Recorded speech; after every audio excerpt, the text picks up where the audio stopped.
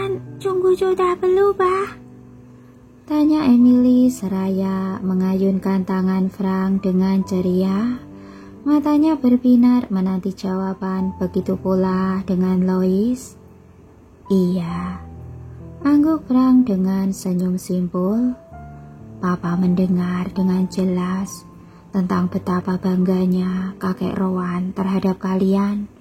Dia punya harapan besar terhadap kalian. Papa tidak mau menjadikannya paksaan, tapi kalau kalian bersedia mewujudkannya, Papa yakin kakek akan sangat bahagia.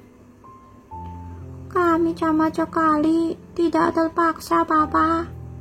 Celetuk Lois dengan bibir mengerucut. Aku dan Emily memang bercita-cita untuk memajukan perusahaan dengan cara kami masing-masing.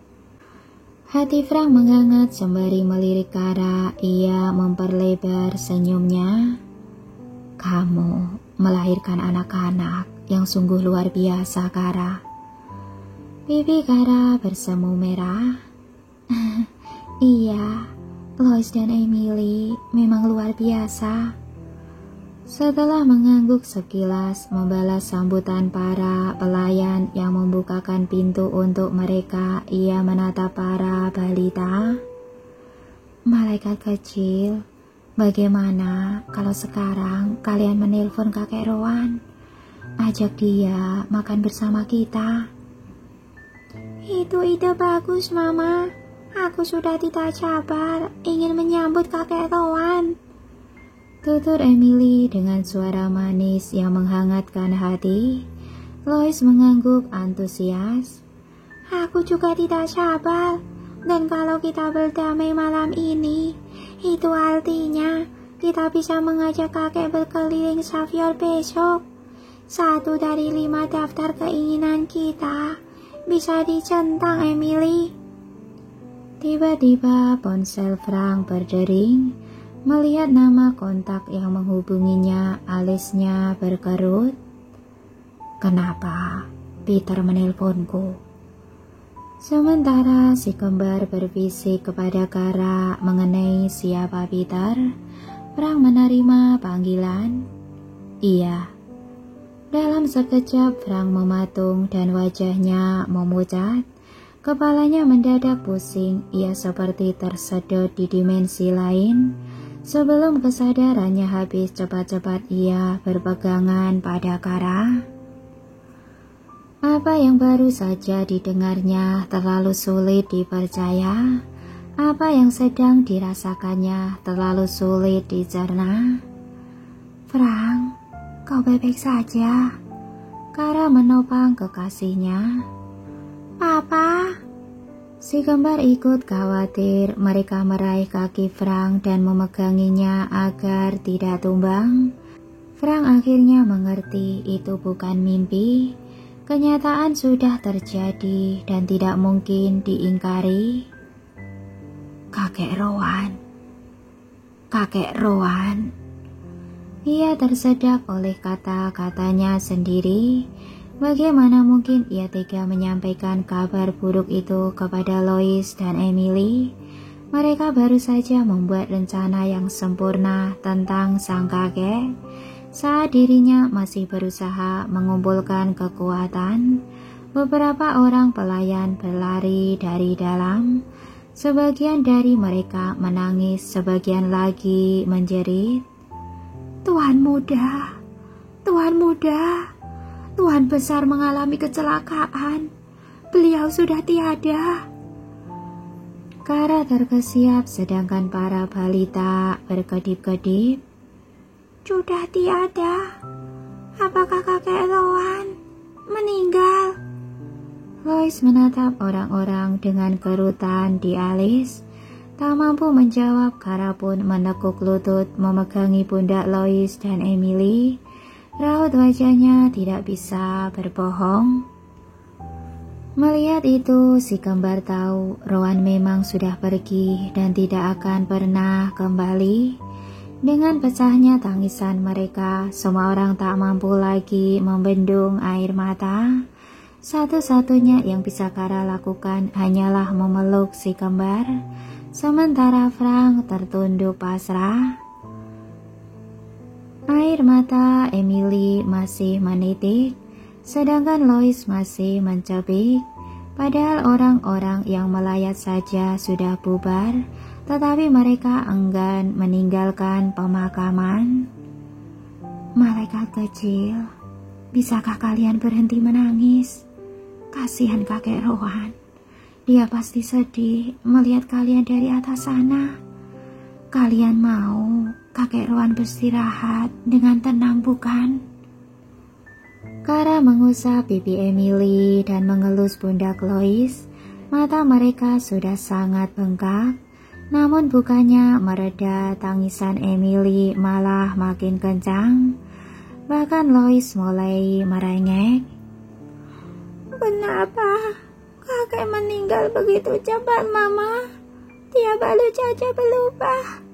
Dia seharusnya berdamai dan bersenang-senang bersama kita, bukannya dikubur seperti ini. Sekarang, bagaimana kami bisa mencentang daftar keinginan di buku panduan?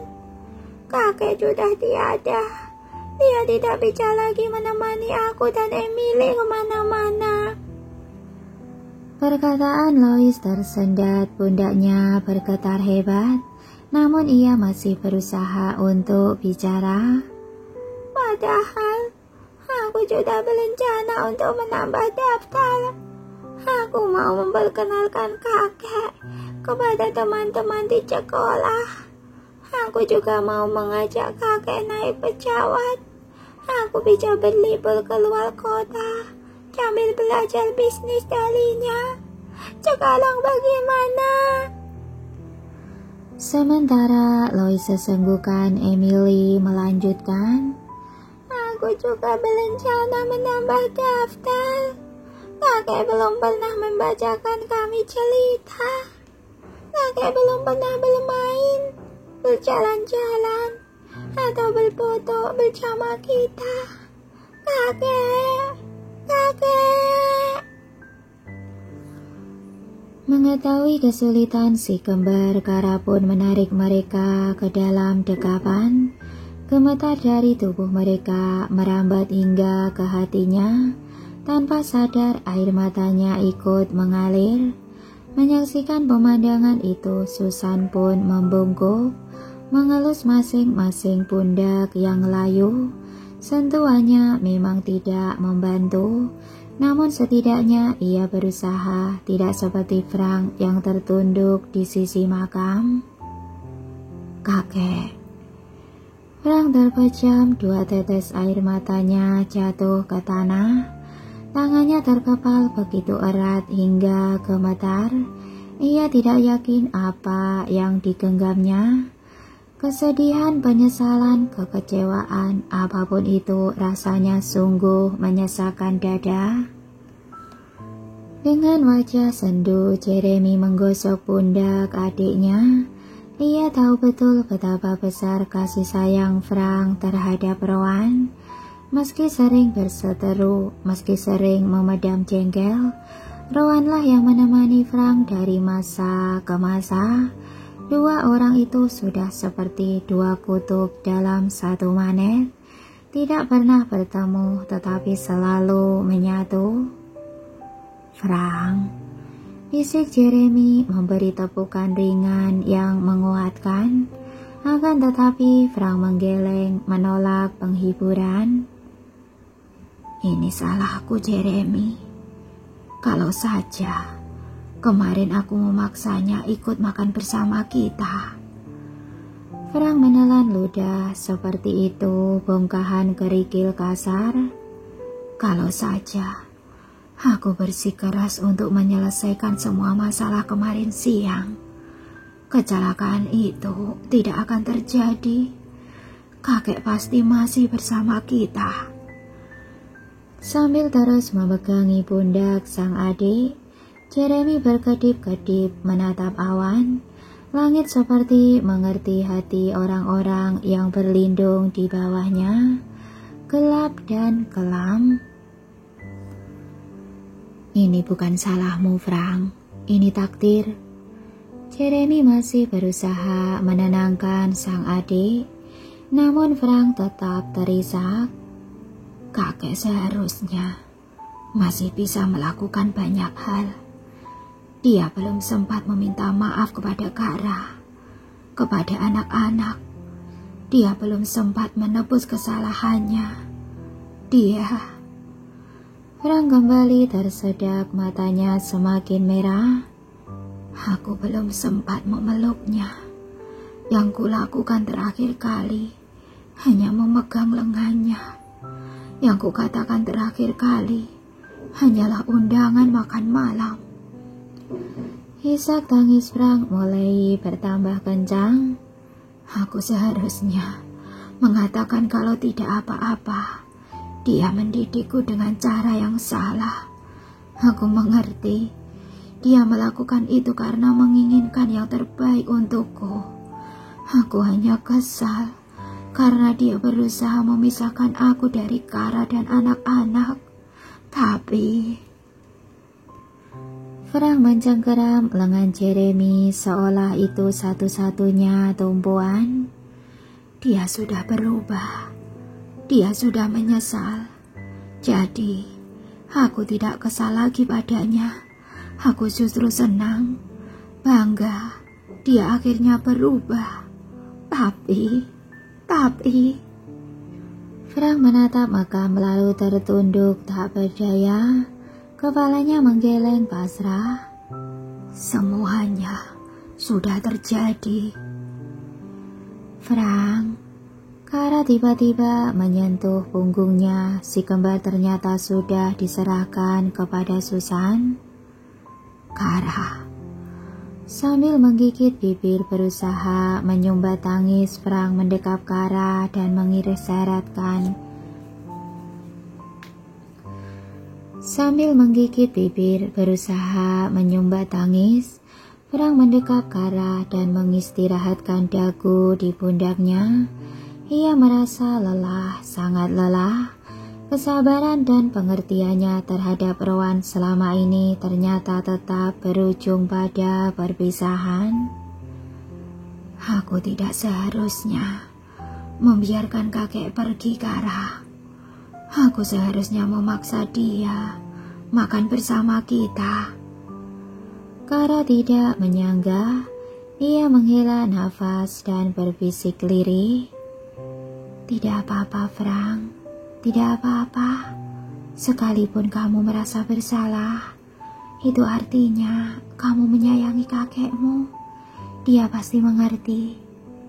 Sementara Kara menggosok-gosok punggungnya, Frank mengeratkan pelukan. Ia merasa ada bagian hatinya yang hampa, menuntut untuk ditata. Ia berharap kehangatan Kara cukup untuk mengisinya. Ini salahku. Frank masih terjebak dalam penyesalan. Sambil terus memberikan tepukan ringan, Kara membiarkan Frank meluapkan kesedihan. Dari posisinya, ia bisa melihat Jeremy, Willa, dan tamu yang tersisa menundukkan kepala. Sesekali mereka menyeka mata dengan sapu tangan. Ratapan Frank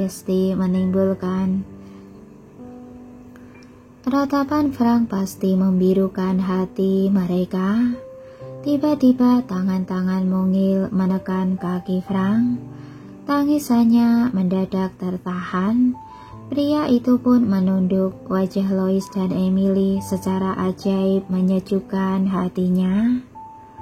Papa, jangan menangis. Kami saja sudah berhenti menangis. Tutur Emily meski dengan bibir mencabik. Jejak air mata masih jelas di pipinya. Nenek bilang kakek Rowan sedang dalam perjalanan menuju surga. Kalau anak cucu cicitnya menangis, perjalanannya bisa terhambat. Aku dan Emily tidak mau mempersulit kakek Rowan. Dagu Frank kembali bergetar hebat. Sambil menggigit bibir, ia berusaha menahannya. Iya sayang, Papa akan berhenti menangis.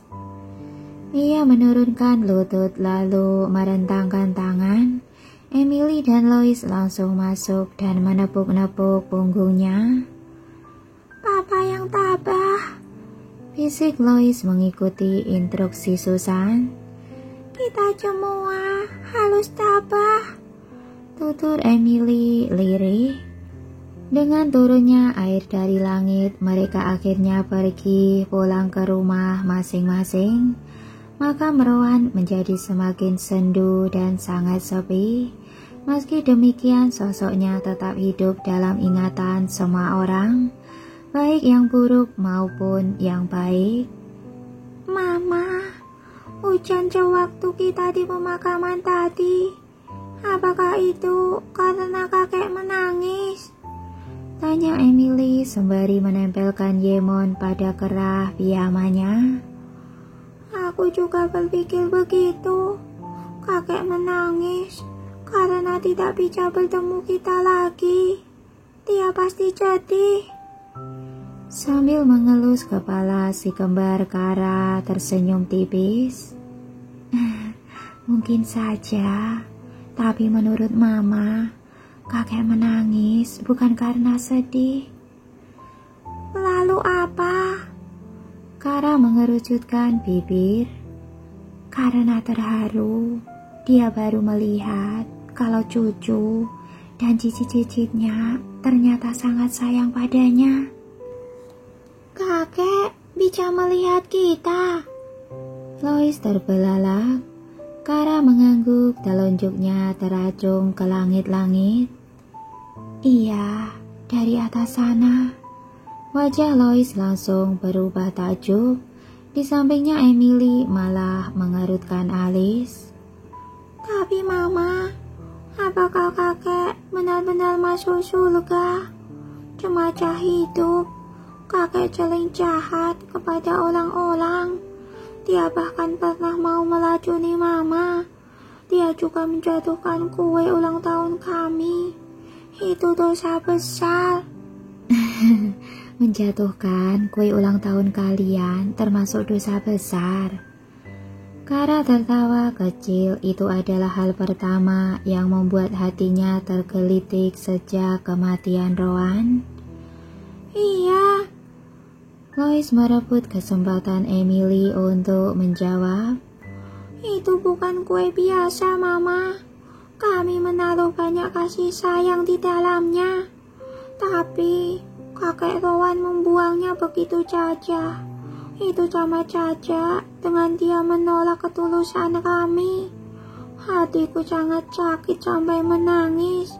Karena itu, aku setuju. Itu dosa besar. Emily mengangguk-ngangguk sepakat. Wajah seriusnya membuat Kara terdiam sesaat.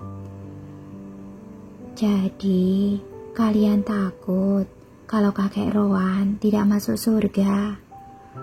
Lois dan Emily kompak mengangguk. Kalau begitu, kalian harus ingat, kakek Rowan sudah berubah. Dia bangga melihat kalian bekerja di Savior. Dia juga berniat untuk berdamai dengan kita. Tapi kakek Rowan belum sempat meminta maaf. Emily menggeleng lambat. Nafas Kara seketika tersendat. Selang beberapa kedipan barulah ia kembali melengkungkan bibirnya. Tidak apa-apa, kakek Rowan belum sempat meminta maaf. Kalau kalian bersedia memaafkannya, dia tetap bisa masuk surga. Aku mau memaafkan kakek. Iya, aku juga mau. Senyum Kara berubah makna menjadi bangga. Mama yakin kakek Rowan pasti sangat bahagia melihat cicit yang baik hati seperti kalian. Jadi, sekarang kakek tahu kalau kami menyayanginya dengan sepenuh hati. Emily berkedip-kedip penuh harap. Iya. Kara mengelus pipi putrinya. Kakek selalu bisa melihat kalian dari atas sana. Karena itu, kalian harus tetap menjadi anak baik. Buatlah kakek bangga. Siap, Mama, saut Lois cepat. Tangan Kara berpindah mengusap kepala sang putra. Bagus, sekarang jangan memikirkan apa-apa lagi. Tidurlah, kalian harus menjaga kesehatan supaya besok bisa melanjutkan pekerjaan. Kalian mau membuat kakek bangga kan? Lois dan Emily kompak mengangguk. Setelah memperbaiki posisi kepala di bantal mereka terpejam, Kara pun merapatkan selimut mereka dan memberikan kecupan. Mimpi indah, malaikat kecil. Dalam sekejap si kembar terlelap. Mata mereka memang sudah sangat berat. Diam-diam Kara pun berbalik. Saat itulah ia baru menyadari bahwa Frank mengintip dari celah pintu.